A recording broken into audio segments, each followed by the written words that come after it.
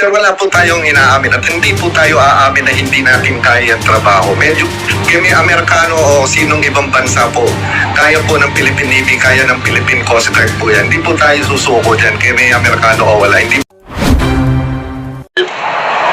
ng aircraft ng Amerika. Kasi kung wala, ang siguro ang gustong tanongin ni Senator Robin, kung wala ba yung presence na US aircraft doon, hindi magiging successful yung resupply mission natin sa PRP Sierra Madre.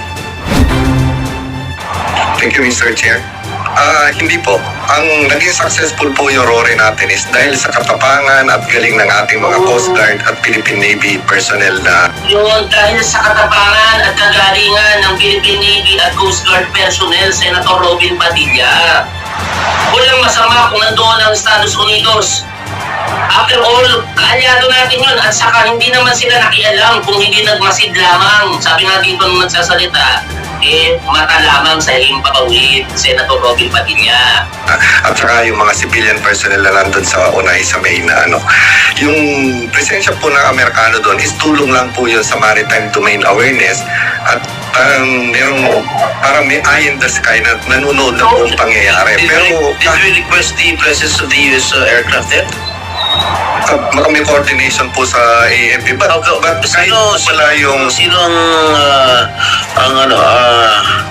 tayo bang humingi ng tulong o sila nag-volunteer? anong coordination at pwede po tawagin si J3 pero pwedeng sagutin po. Sir, wala po tayong inaamin at hindi po tayo aamin na hindi natin kaya ang trabaho. Medyo kami Amerikano o sinong ibang bansa po, kaya po ng Philippine Navy, kaya ng Philippine Coast Guard po yan. Hindi po tayo susuko dyan, kami Amerikano o wala. Hindi po tayo aamin na hindi natin po kaya. Kakayanin po natin kaya. Pero alam nyo mga tol, ang punto kasi dito, hindi yung presensya ng mga Amerikano ang pinagtutuunan dapat ng pansin itong si Senator Robin Padilla. Ang punto dapat, yung kagalingan at katapangan nito pong ating Philippine Coast Guard.